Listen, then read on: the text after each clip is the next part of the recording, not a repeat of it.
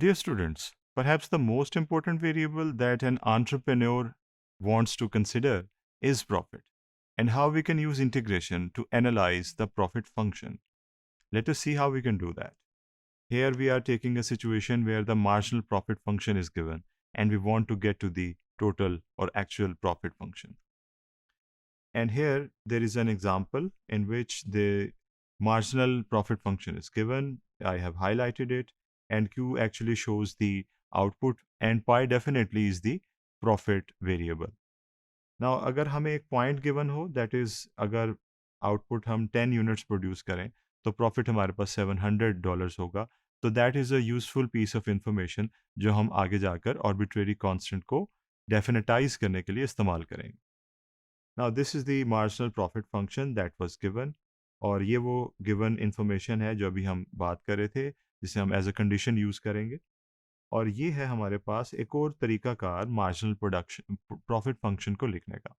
आपको पता है कि पाई बार की जगह अगर मैं ऐसे लिख लूँ तो this is yet another notation of the derivative और the marginal profit function. So this is what we have done here. इसे हम आगे लेके चलते हैं और आपको पता है कि इंटीग्रेशन वो रास्ता है जिससे गुजर कर हम मार्जिनल फंक्शन से टोटल प्रोडक्शन फंक्शन तक पहुंच सकते हैं.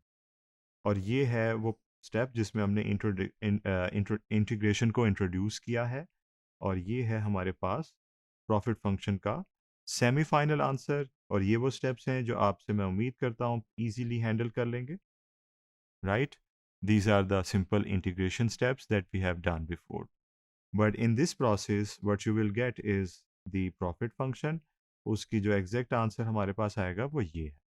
However, there is something that we want to improve, and that is the arbitrariness of this constant that is C. क्योंकि ये हमारे पास अभी general profit function बना है, ये definite profit function नहीं है.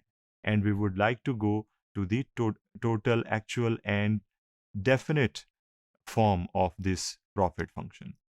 And for that, we can do a little bit of substitution. Before that, let us remind ourselves कि हमारे पास ये profit function की general form develop हुई है. और जो हमारे पास given information थी वो थी ये pi q, जिसके अंदर q की जगह अगर हम 10 लगाएं, दैट इज अगर हम 10 यूनिट्स प्रोड्यूस करके सेल करें तो हमें $700 का बेनिफिट होगा. सो ये इंफॉर्मेशन हम सब्सटीट्यूट करने जा रहे हैं in the indeterminate profit function. तो आपने देखा यहाँ पर जहाँ जहाँ क्यू की वैल्यू थी हमने वहाँ वहाँ 10 सब्सटीट्यूट कर दिया. और इसे सॉल्व करने के बाद हमारे पास जो सी की वैल्यू एक्सट्रैक्ट हुई, जो सिंपल अलजबरा आप कर सकते हैं वीडियो को पॉज करके, वो है -200. सो नाउ अब सी की इस वैल्यू को हम इजीली सब्सटीट्यूट कर सकते हैं in the general profit function, and that will look like this. Now we have the definite profit function जिसे हम प्लॉट कर सकते हैं या जिसे हम मुख्तलिफ कैलकुलेशंस कर सकते हैं. हेयर आप देख सकते हैं कि we have plotted this profit function and it is following the properties of a profit function. जैसे कि हम पहले भी अपने माइक्रो इकोनॉमिक थ्योरी में पढ़ चुके हैं कि profit function has a certain shape और total profit function look something like this. और ये वो आपके पास ग्राफ है. Output independent variable, dependent variable is profit, and the shape of the curve is as per the theory.